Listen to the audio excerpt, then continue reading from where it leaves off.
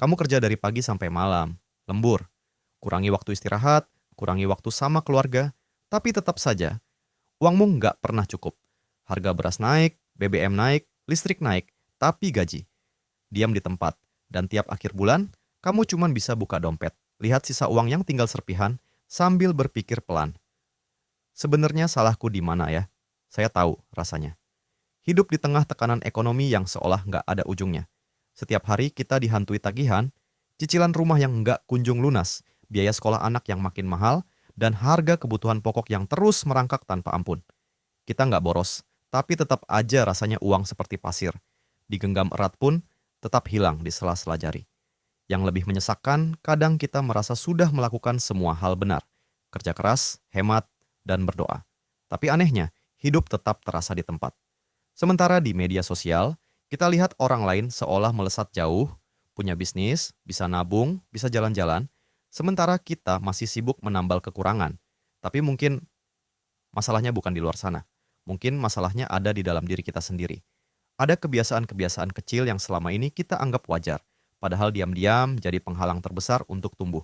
Kebiasaan yang tidak kelihatan, tapi efeknya pelan-pelan menggerogoti keuangan kita dari dalam. Dan lewat video ini, saya ingin mengajak kamu melihatnya dari dekat. Bukan untuk menyalahkan diri sendiri, tapi untuk memahami bahwa kadang satu perubahan kecil di cara kita berpikir bisa jadi pintu menuju kehidupan yang lebih tenang, lebih cukup, dan lebih kaya. Bukan cuma di rekening, tapi juga di hati. Saya masih ingat masa ketika gaji pertama saya datang. Rasanya luar biasa. Ada rasa bangga, campur haru. Setelah berbulan-bulan melamar kerja, akhirnya ada angka yang masuk ke rekening saya sendiri. Tapi, euforia itu nggak bertahan lama. Karena hanya 2 minggu kemudian, uang itu habis, tanpa saya tahu kemana perginya. Awalnya saya pikir itu hal biasa. Namanya juga baru kerja, wajar kalau ingin menikmati hasil keringat sendiri. Tapi yang aneh, pola itu terus berulang. Gaji datang, uang habis. Bulan berganti, cerita sama. Padahal saya bukan tipe orang yang foya-foya. Saya nggak beli barang mahal, nggak nongkrong tiap hari. Tapi entah kenapa, saya tetap merasa selalu kekurangan. Suatu hari, saya mulai mencatat pengeluaran harian di buku kecil. Dan disitulah saya sadar, ternyata bukan soal jumlah uang yang saya punya, tapi cara saya memperlakukannya. Setiap hari, ada kebiasaan kecil yang tanpa sadar menggerogoti keuangan saya. Beli kopi sachet setiap pagi di warung, pesan makan lewat aplikasi karena malas masak, dan yang paling parah, sering merasa butuh hiburan setelah lelah kerja. Padahal hiburannya selalu berujung belanja online yang nggak penting. Saat saya berhenti sejenak dan melihat semua catatan itu, rasanya menampar. Ternyata yang bikin saya miskin bukan karena saya malas, tapi karena saya hidup tanpa kesadaran, tanpa arah kemana uang itu seharusnya pergi. Dan yang lebih ironis, saya nggak sendirian. Banyak teman saya mengalami hal yang sama. Kita hidup di masa di mana harga naik lebih cepat dari semangat kerja kita. Kita terbiasa mencari pelarian kecil untuk merasa cukup. Padahal justru kebiasaan kecil itulah yang membuat kita terus kekurangan. Saya pernah menyalahkan keadaan, pemerintah, inflasi, bahkan nasib. Tapi makin lama, saya sadar, semua itu memang berat. Tapi mengeluh nggak akan mengubah apapun. Yang bisa saya ubah hanyalah diri saya sendiri. Mulai dari hal paling sederhana, cara berpikir. Perubahan itu dimulai pelan-pelan. Saya mulai belajar berkata tidak pada keinginan yang hanya sesaat. Saya mulai berhenti menyalahkan keadaan dan mulai mencari tahu bagaimana orang lain bisa bertahan bahkan di situasi ekonomi yang sama sulitnya.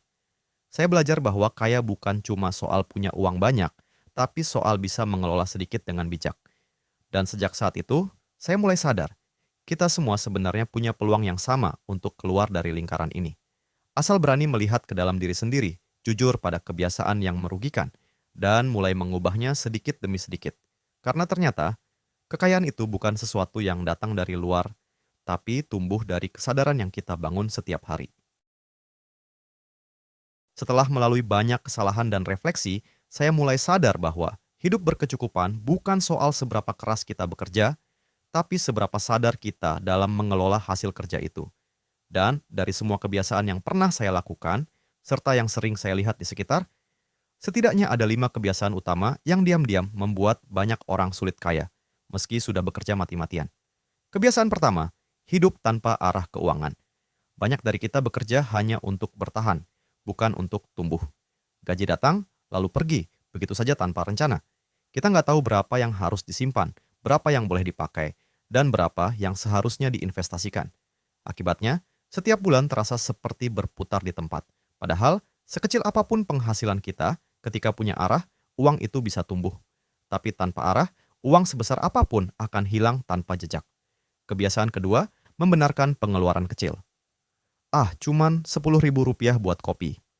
Ah, cuma Rp25.000 buat delivery fee. Padahal, kalau dihitung sebulan, angka kecil itu bisa setara dengan setengah tagihan listrik. Kita sering lupa bahwa lubang kecil bisa menenggelamkan kapal besar. Dan dalam konteks keuangan, justru kebiasaan kecil yang tidak disadari itulah yang pelan-pelan menguras kemampuan kita untuk menabung. Kebiasaan ketiga, menunda menabung atau berinvestasi. Banyak yang bilang, nanti kalau gajiku naik, baru aku mulai nabung. Masalahnya, saat gaji naik, gaya hidup pun ikut naik. Dan akhirnya, tabungan tetap nihil. Kita terlalu sering menunggu momen yang sempurna untuk mulai berubah. Padahal waktu paling tepat selalu sekarang, sekecil apapun nominalnya. Kebiasaan keempat, membandingkan diri dengan orang lain. Media sosial membuat segalanya tampak indah. Kita lihat orang pamer mobil, liburan, bisnis, dan tanpa sadar kita ingin ikut. Padahal yang kita lihat hanyalah potongan cerita, bukan keseluruhan perjuangan. Saat hidup dijalankan berdasarkan perbandingan, keputusan keuangan pun jadi rapuh. Kita membeli bukan karena butuh, tapi karena ingin terlihat sama. Dan kebiasaan kelima, menyalahkan keadaan. Kita menyalahkan ekonomi, harga BBM, pajak, bahkan pemerintah. Padahal, walau semua itu benar adanya dan berat dirasakan, menyalahkan tidak pernah menghasilkan perubahan. Ada orang yang hidup di situasi sama sulitnya, tapi tetap bisa bertahan, karena mereka memilih fokus pada apa yang bisa dikontrol, bukan pada yang tidak bisa. Ketika saya menyadari 5 hal ini, saya seperti melihat cermin besar. Ternyata, saya pernah melakukan semuanya. Dan lucunya, 5 kebiasaan ini sering terlihat normal, karena hampir semua orang di sekitar kita melakukannya. Kita diajarkan bekerja keras, tapi jarang diajarkan mengelola hasil kerja dengan bijak. Kita diajarkan mengejar uang, tapi lupa belajar bagaimana agar uang itu tidak pergi sia-sia. Kenyataannya, di tengah ekonomi Indonesia yang makin berat, di mana harga naik lebih cepat dari kenaikan gaji, di mana peluang terasa sempit, satu-satunya hal yang benar-benar bisa kita ubah adalah mindset kita sendiri. Kayak bukan lagi tentang siapa yang punya gaji terbesar, tapi siapa yang bisa berpikir paling bijak dalam mengelola yang kecil. Dan ketika pola pikir itu berubah, perlahan tapi pasti, hidup juga ikut berubah. Mari saya ceritakan 3 orang yang kisahnya mungkin terasa sangat familiar. 3 orang biasa, dengan perjuangan yang tidak jauh dari kehidupan kita sehari-hari. Tokoh pertama, Budi, karyawan kantoran. Setiap pagi, Budi berangkat kerja dengan seragam rapih, tapi wajahnya letih. Gajinya pas-pasan, sekitar 5 juta per bulan. Tapi setiap akhir bulan, saldo rekeningnya selalu nol. Budi bukan orang boros. Dia nggak beli barang mewah, nggak nongkrong di kafe. Tapi setiap hari, ada pengeluaran kecil yang dia anggap remeh.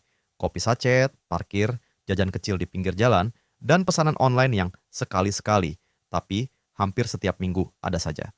Budi hidup tanpa arah keuangan. Dia selalu bilang, nanti aja nabungnya, nunggu gaji naik. Tapi tahun demi tahun berlalu, dan hidupnya tetap begitu-begitu saja. Suatu hari, setelah istrinya menegur, Budi mulai mencatat pengeluarannya selama sebulan. Hasilnya mengejutkan. Hampir 1 juta rupiah habis hanya untuk hal-hal kecil yang sebenarnya bisa ditekan. Sejak itu, dia mulai mengubah kebiasaan. Dia buat rencana keuangan sederhana, 50% untuk kebutuhan, 30% untuk tabungan dan investasi kecil, 20% untuk hiburan dan darurat. Awalnya berat, tapi 3 bulan kemudian, Budi mulai punya tabungan. Sesuatu yang dulu terasa mustahil. Perlahan, ia sadar bahwa kaya bukan soal penghasilan besar, tapi soal kesadaran kecil yang dilakukan terus-menerus. Tokoh kedua, Rina, pedagang online. Rina pengusaha kecil yang menjual hijab lewat marketplace. Setiap bulan, omsetnya lumayan, tapi uangnya entah menguap kemana. Ia sering merasa bersalah karena bisnis jalan, tapi tabungan tak pernah bertambah. Setelah introspeksi, Rina menyadari satu hal. Dia sering membandingkan diri dengan orang lain. Melihat sesama penjual pamer packaging mewah, Rina ikut-ikutan beli. Lihat orang lain upgrade smartphone, dia merasa harus punya juga biar terlihat profesional. Padahal, semua itu bukan kebutuhan bisnisnya, hanya dorongan untuk terlihat sukses. Begitu dia berhenti membandingkan diri, keuntungan usahanya mulai terasa. Uang yang dulu habis untuk gengsi, kini ia gunakan untuk promosi, stok barang, dan sedikit tabungan. Rina belajar bahwa ketenangan finansial datang bukan saat kita punya segalanya, tapi saat kita berhenti membandingkan diri dengan orang lain. Tokoh ketiga, Pak Darto, sopir ojek online. Setiap hari ia berkeliling dari pagi sampai malam. Pendapatannya naik turun, apalagi setelah harga BBM naik dan biaya hidup makin tinggi. Awalnya, Pak Darto sering menyalahkan keadaan. Harga bensin mahal, sewa kontrakan naik, dan pemerintah yang dianggap tak berpihak. Tapi suatu hari, anaknya berkata pelan, "Pak, capek ya marah terus tapi nggak ada yang berubah." Kalimat sederhana itu menohok hatinya. Sejak saat itu, Pak Darto berhenti mengeluh, mulai belajar hal-hal baru. Ia menonton video tentang cara mengatur uang, belajar masak sendiri biar hemat, dan mulai menyisihkan Rp10.000 setiap hari. Setahun kemudian, ia punya tabungan kecil.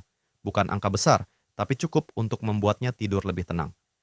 Ketiga orang ini hidup dalam kondisi yang berbeda, tapi pelajarannya sama. Kebiasaan kecil menentukan arah besar hidup kita. Budi belajar berhenti hidup tanpa rencana, Rina berhenti membandingkan diri, dan Pak Darto berhenti menyalahkan keadaan. Dan lewat langkah kecil itu, mereka mulai membangun sesuatu yang jauh lebih berharga dari uang, yaitu kesadaran. Kaya bukan lagi tentang punya lebih banyak, tapi tentang bisa hidup dengan lebih bijak. Di tengah dunia yang terus berubah dan ekonomi yang makin menekan. Dan yang menarik, tidak satu pun dari mereka menunggu keadaan membaik dulu. Mereka memilih berubah duluan. Sekarang, coba kamu tarik napas dalam-dalam. Lalu tanyakan satu hal sederhana pada dirimu sendiri. Apakah aku benar-benar tahu kemana perginya uangku setiap bulan? Mungkin kamu akan terdiam, karena kebanyakan dari kita tidak benar-benar tahu. Kita hanya tahu bahwa kita bekerja keras, tapi uang selalu terasa kurang. Dan disitulah akar persoalannya. Bukan karena kita gagal mencari uang, tapi karena kita belum sadar bagaimana cara mempertahankannya. Saya paham betapa sulitnya hidup di tengah kondisi ekonomi sekarang. Harga bahan pokok naik pelan-pelan tapi pasti. Biaya sekolah anak terus melonjak, cicilan rumah makin menekan. Sementara di berita, kita dengar kenaikan pajak, kenaikan BBM, dan kebijakan yang kadang terasa tidak berpihak. Dalam kondisi seperti ini, mudah sekali merasa lelah, kecewa, bahkan putus asa. Tapi justru di titik itulah, kesadaran menjadi sangat penting. Sebab, selama kita hidup dalam mode bertahan, kita tidak akan pernah punya tenaga untuk tumbuh. Selama kita hanya sibuk menyalahkan keadaan, kita akan lupa bahwa perubahan sejati selalu dimulai dari dalam diri, bukan dari luar. Kamu tidak perlu langsung menjadi orang kaya raya. Kamu hanya perlu mulai sadar hari ini. Apa kebiasaan kecil yang tanpa kamu sadari sedang menghalangi langkahmu? Apakah kamu sering menunda menabung? Apakah kamu terlalu mudah membenarkan pengeluaran kecil? Atau mungkin kamu sering merasa kalah karena membandingkan hidupmu dengan orang lain? Coba jujur pada dirimu sendiri. Karena kesadaran itu tidak akan lahir dari penghakiman, tapi dari kejujuran. Kamu mungkin tidak bisa mengubah ekonomi negara, tapi kamu bisa mengubah cara kamu memperlakukan uangmu sendiri.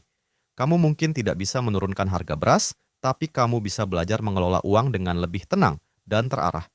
Kamu mungkin tidak bisa menghentikan kebijakan yang terasa tidak adil, tapi kamu bisa memutus rantai kebiasaan yang membuatmu tetap terjebak di tempat. Dan dari perubahan kecil itu, lahirlah rasa cukup, rasa tenang, rasa bahwa hidup ini bisa dikendalikan, walau dunia di luar sana terasa tidak pasti. Karena pada akhirnya, menjadi kaya bukan cuma soal punya banyak uang, tapi tentang menjadi manusia yang bijak, yang mampu berdiri tegak di tengah badai, dan tetap berpegang pada kesadaran bahwa kita tidak dikalahkan oleh keadaan. Kita hanya sedang belajar mengelola diri. Kalau kamu sudah sampai di bagian ini, mungkin hatimu sedang berbisik pelan. Iya ya, aku juga pernah seperti itu. Dan itu wajar.